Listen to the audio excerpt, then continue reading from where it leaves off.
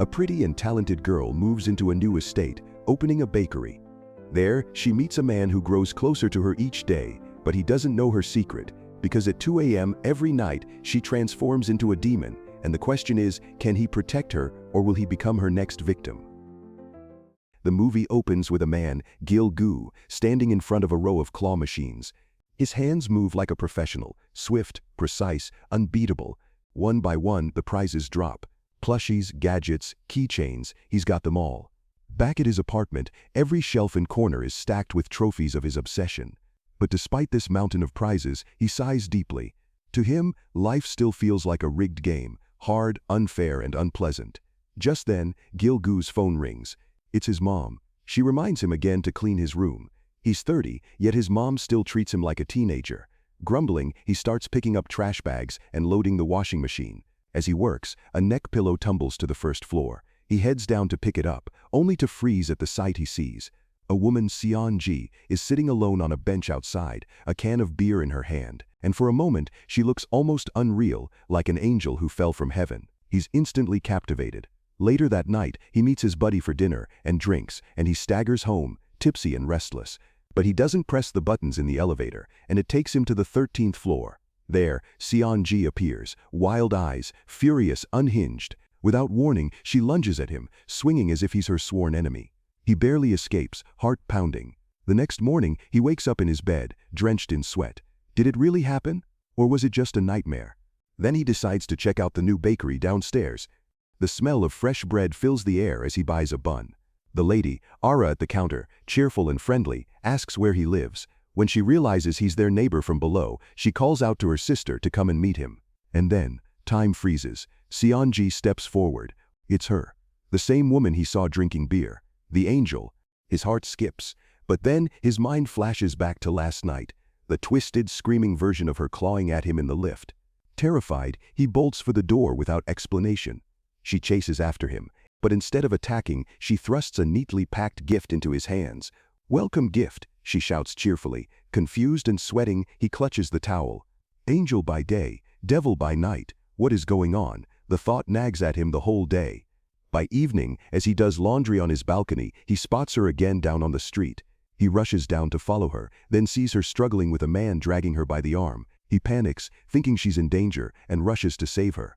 But the man turns out to be her uncle, Jang-soo. His eyes narrow suspiciously. "What business do you have with my Seon-ji?" Stammering, he blurts out, "I just came down to buy some milk." Jang-soo steps closer. "Tell me honestly, have you ever seen her at night?" Swallowing hard, he admits, "Yes, in the elevator. She looked possessed."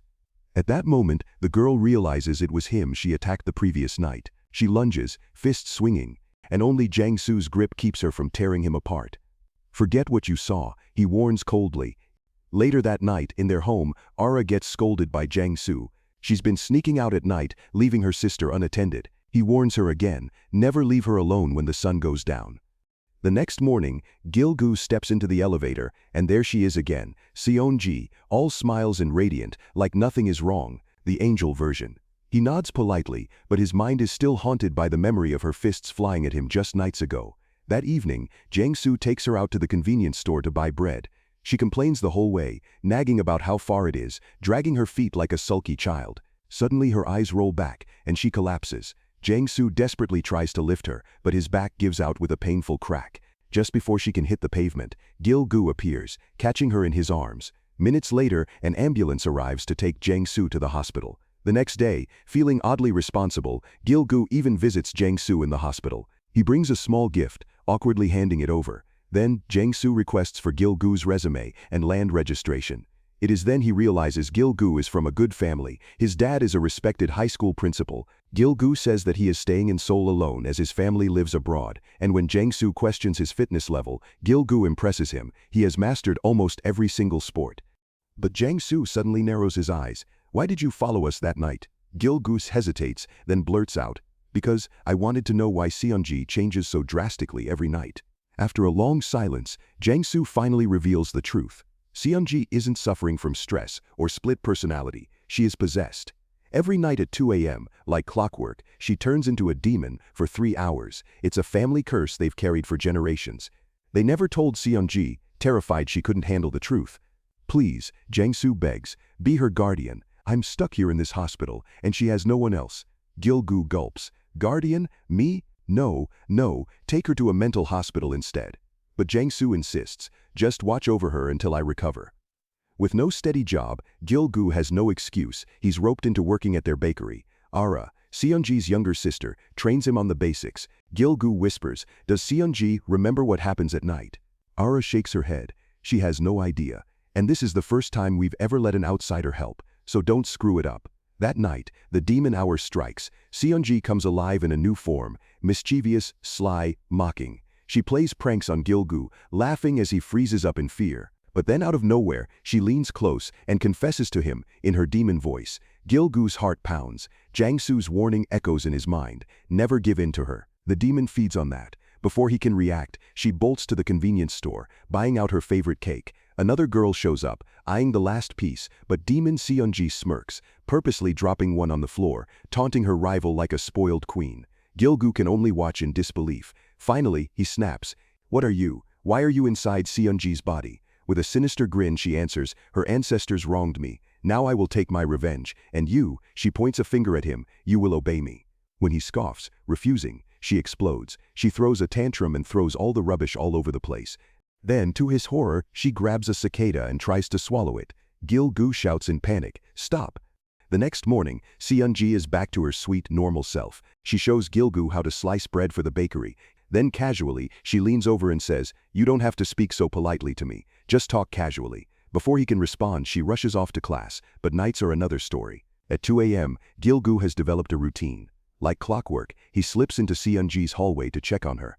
Sometimes, he takes her to the swing set. She always insists, harder, push harder, until predictably she goes flying and lands flat on the ground. Groaning, she gets up and chases him through the night like a furious child. Other nights, she's back at the convenience store, snatching up the last cake. The same unlucky neighbor always arrives too late, glaring daggers at her. To get revenge on Seonji, the neighbor stomps into the bakery and devours every single free sample. Yet strangely, the more time they spend together, whether in daylight kneading dough or in midnight chaos, they begin to feel like a team. Every morning at 5 a.m., her body shuts down like someone pulled the plug on her. Gil-gu, exhausted and half asleep, has no choice but to carry her home like a broken robot. His arms ache, his back screams, but he keeps doing it. One evening, bleary-eyed but determined, Gil-gu tries something new. He stands in front of her and says, let's make a bet. If I can win a toy from the claw machine in 3 tries, you leave Seonji's body for good. The demon bursts into laughter and turns to walk away. But then she spins back, eyes gleaming. Fine, bet's on. But if you lose, I'll double my time inside her. 6 hours every night. His heart pounds, but he grips the joystick with steady hands. The machine whirs, the claw descends, and miraculously, he wins on the 3rd try. Now tell me, Gil-gu demands, clutching the prize, how do I force you out? The demon leans in, whispering like a secret, say my name 3 times, and command me to leave. Gil-gu's eyes widen. Then, what's your name? She grins wickedly, that's the problem, you don't know it. The next morning, Gil-gu and Seonji head out to deliver bread to a nearby cafe. Gil-gu hauls the empty crates back to the car when he bumps into a customer. The man looks annoyed at first, but then he hears Seonji's voice from inside the cafe. His head jerks toward her, his eyes lingering strangely as if he recognizes something beyond her cheerful smile. Gil-gu quickly bows and apologizes, pulling the man's attention away. Later, over coffee, Seonji's head begins to droop. Gil-gu leans forward and pretending not to know about her habit. Do you ever sleep at night? With a drowsy smile, Seonji murmurs, I feel like I am dreaming every night, and in my dream there's always a dog. It follows me everywhere, protecting me. Gil-gu stiffens. A dog? That's all she sees him as. His face twists in disappointment. That evening, the mood turns dark. A man stands on the edge of a bridge, the police trying desperately to talk him down. Then, out of nowhere, Seonji appears among them. Her voice cuts through the night. Just jump. Gasps ripple through the crowd. Before anyone can react, Seonji herself leaps into the ocean. Seonji, Gil-gu screams, diving after her despite the fact he can't swim. Rescuers rush in and he begs for them to save Seonji, but before they can reach her, a shocking message crackles through their radios. Seonji isn't drowning. She's swimming, not just surviving, but tearing across the river like an Olympic champion. The crowd stares in disbelief as her figure slices through the waves. The next day, Jiangsu has just been discharged, and both he and Ara unleash their fury on Gil-gu. How could you let this happen? They shout, blaming him for Seonji's dangerous leap. But before the scolding can continue, Seonji herself walks into the room, calm, composed, as though nothing strange ever happened. Then Ara shares with Gil-gu that Seonji's dream is studying baking in France, but they can't let her go in this condition, as nobody would take care of her when the curse takes over. That evening, Gil-gu takes Seonji out on what feels like their first real date. They end up in a quiet theater, watching a romantic film. The screen glows softly in the dark, and somewhere between the cheesy dialogue and the dramatic music, Seonji reaches over and places her hand on Gil-gu's. His heart nearly stops. Awkwardly, he grabs her hand back, and for a moment the two just sit there, stiff and red-faced, staring at each other like teenagers. But then, her smile flickers. In an instant, the demon version of Seonji awakens. Gil-gu follows her out and whispers back desperately, "Please, just leave Seonji's body." The demon tilts her head amused. "Maybe, but only if you make me happy first." Later, when Seonji stops in front of a poster of a sunny beach, her eyes shining with longing, Gil-gu takes it as a sign. The next morning, he takes her to the coast. At the beach, they run along the shore, snapping silly photographs, pulling snacks from their bags. For once, it feels normal. But then, she suddenly grows serious. "Gil-gu, haven't we watched a movie together before?" She looks at him with searching eyes, but he doesn't know how to answer. That evening, back in the city, the struggle returns. Gil-gu pleads again with the demon inside her, begging for Seonji to be free. But this time, the demon lashes out. Her voice cracks with rage. "Why does everyone want to get rid of me? Why am I always unwanted?" Before he can respond, she bolts into the street. Gil-gu chases after her, nearly getting clipped by a speeding car. Halfway down the road, Seonji halts. Her body stiffens, her legs refusing to move. She stares upward at a rope, swinging eerily above them, an omen only she seems to sense. For a moment, she looks trapped, trembling. Gil-gu catches up, grabbing her shoulders. Breathless, he says firmly, "If keeping your promise means making you happy, then I'll do it. I'll make you happy, sincerely." The demon looks at him with eyes that are no longer entirely cruel. Gil-gu takes Seonji to a midnight trampoline park. She laughs wildly, bouncing higher and higher, and the two have lots of fun. The next evening, he ups the game, taking her to a flower garden, and she agrees to reduce the time by 30 minutes. It doesn't sound like much, but when her uncle Jang-soo hears it, he practically weeps with joy. 30 minutes! In all these years, I've never convinced her to give even a second. Then, Ara suggests a daring idea: go to a club, and maybe get rid of her for good. They all head out. The music pounds, lights flash, and Ara and Gil-gu's friend vanish to the dance floor. Gil-gu tries to keep track of Seonji, but the crowd swallows her. Panic sets in, until he spots her near the bar, cornered by a mysterious man gripping her hand. Gil-gu rushes over, shoving the man away. The stranger smirks and vanishes into the crowd without a fight. The next morning at the bakery, that same man shows up again at the bakery, as if nothing happened. He pulls Gil-gu aside. "Don't worry, I can get rid of the demon inside her." Gil-gu's blood runs cold. He doesn't know who this guy is, but everything about him feels off. He forces a smile, but inside, alarm bells ring. Later that night, the demon inside Seonji surfaces and narrows her eyes at him. "I know what the mysterious man told you. Stay out of trouble. Don't try anything funny." Her voice drips with warning. Worried for her safety, before Seonji leaves for her class, Gil-gu tells her that he will pick her up from the bus stop when she is done. She nods, puzzled but trusting. That evening, Gil-gu sits with Jang-soo and tells him about the mysterious man. But Jang-soo tells him that he has seen too many scammers, and he's probably another one. That evening at the bus stop, Seonji stands quietly. A girl with an injured hand approaches and shyly asks for help, tying her shoelace. Seonji bends down to assist, and in return, the girl offers her a piece of candy. Grateful, Seonji eats it without a second thought. Moments later, on the bus, her head tilts, and she drifts into sleep. Back at the bakery, Gil-gu is sharing drinks with Jang-soo, but unease gnaws at him. His mind flashes back to the stranger's smirk, his ominous words. "Where's Seonji right now?" he asks urgently. His gut tells him something is wrong, and he rushes to look for her. Meanwhile, in a dimly lit forest, Seonji is bound tightly to a chair. The mysterious man hovers with a camera, recording her every move. She thrashes, glaring. "Let me go," she yells. But he ignores her, chanting in a strange language, circling her like a ritual. Gil-gu bursts in just in time. Relief surges through him until the man blocks his path. Within seconds, the stranger has him on the floor, overpowering him with frightening ease. "Stop interfering," the man hisses. "I'm helping you, don't you see?" But Gil-gu refuses to back down. Gritting his teeth, he grabs a metal rod from the ground and swings with everything he has. The strikes land again and again until the man finally collapses. Breathless, Gil-gu rushes to Seonji, untying the ropes with shaking hands. She snatches the SD card from the camera and smashes it.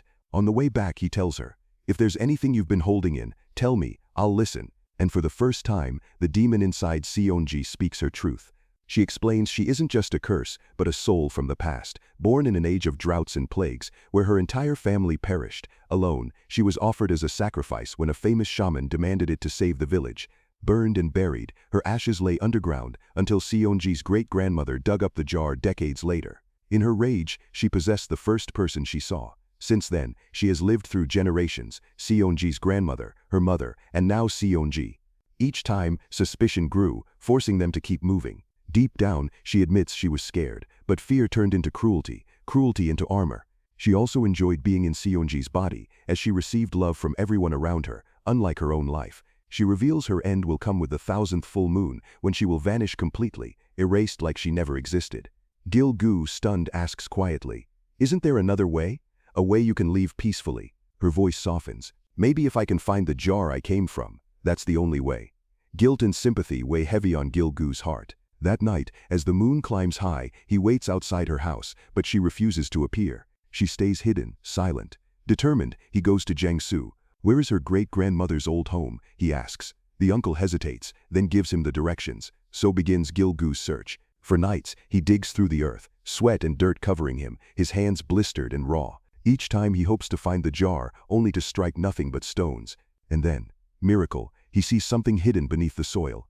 Carefully, he lifts it from the ground, a weathered clay jar. His heart pounds. He has found it, and immediately hurries back. Meanwhile, Seonji is out with her uncle. He buys her favorite cake. But when she notices the familiar neighbor rushing in to hunt for the last piece, she pauses. For once, instead of fighting over it, she quietly chooses a different flavor. She smiles politely, even thanking the shopkeeper. Those who know her stare in disbelief. This was not the Seonji they remembered. Suddenly, Gil-gu appears at her side. Without a word, he gently takes her hand and leads her away. Outside, he reveals the clay jar he had spent nights digging up, now carefully cleaned and restored. Seonji's eyes widen. Her lips tremble. Why would you do this? Are you pitying me?" Gil-gu shakes his head firmly. "No, I just want you to go somewhere good. You've suffered enough. You're not a monster, you're a good person. And I don't want you to be sad anymore." Her defenses crumble, tears stream down her cheeks as she breaks down in front of him for the first time. For so long she carried anger, fear, and loneliness. Now, someone finally cared for her. With trembling hands, Gil-gu asks softly, "Tell me your name, so I can send you off properly." She whispers, "Moon Yang." He repeats it 3 times with reverence, performing the ritual as she instructed. And before vanishing, she throws her arms around him in a final embrace. "Thank you for everything." And then, like mist in the morning, she is gone. From that day forward, Seonji is completely free. The curse is lifted. Her uncle and Ara weep with gratitude toward Gil-gu. Seonji, at last unshackled, follows her dream abroad, enrolling in pastry school in France. Ara opens her own shop, and her uncle, no longer bound by guilt and worry, sells everything and sets off to explore the world. As for Gil-gu, he returns to honest work, operating shipping containers like before. Life settles into a steady rhythm. One day, his phone rings. It's Seonji. She's back from France and wants to meet him, and all this while she has been interested in him. And in Gil-gu's room, he places the jar containing Moon Young's soul on the shelf, guarding it like a treasure.